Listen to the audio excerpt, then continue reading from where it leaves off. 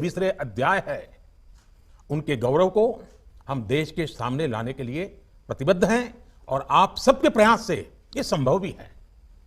कलमनो carnival जैसे आयोजन देश के इस अभियान को गति दे सकते हैं। पुस्तक मेले में आजादी की लड़ाई से जुड़ी किताबों को विशेष महत्व दिया जा सकता है। ऐसे लेखकों को एक मजबूत मंच दिया जा सकता है।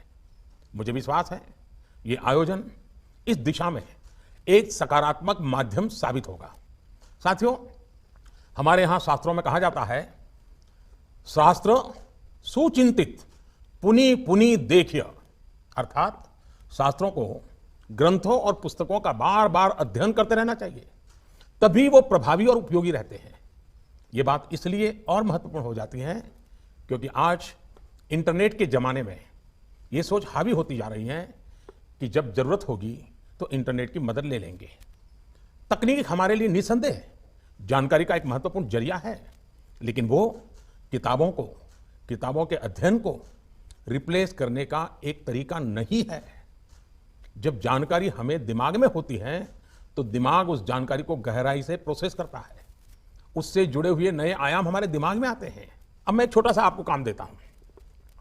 हम सब ने नरसिंह मेहता के द्वारा रचित वैष्णव भजन तो तेने रे कहिए कितनी ही बार सुना होगा, कितनी ही बार बोला होगा। एक काम कीजिए, आप उसको लिखित रूप में अपने सामने लेकर के बैठिए और सोचिए कि इस रचना में वर्तमान के संदर्भ में क्या क्या है, कौन सी बातें अनुकूल है। मैं विश्वास से कहता हूं कि जिस वैष्णव भजन को आपने हजारों बार सुना है, लिखित रूप में अपने सामने लेकर के जब सोचना शुरू करोगे, वर्तमान के संदर्भ में समझने का प्रयास करोगे, उसमें से भी आपको नए सैकड़ों अर्थ हर बार मिलते जाएंगे। ये ताकत होती है और इसलिए पुस्तक का हमारे पास होना, हमारे साथ होना, हमारे सामने होना, वो नए नए इनोवेशन के लिए, नए नए अनुसंधान के लिए, सोचने के तर्क वितर्क को गहराई तक ले जाने के लिए बहुत बड़ी ताकत देता है। इसलिए बदलते समय के साथ किताबों को पढ़ने की हमारी आदत बनी रहे, ये बहुत जरूरी है। फिर किताबें चाहे फिजिकल फॉर्म में हो या डिजिटल फॉर्म में।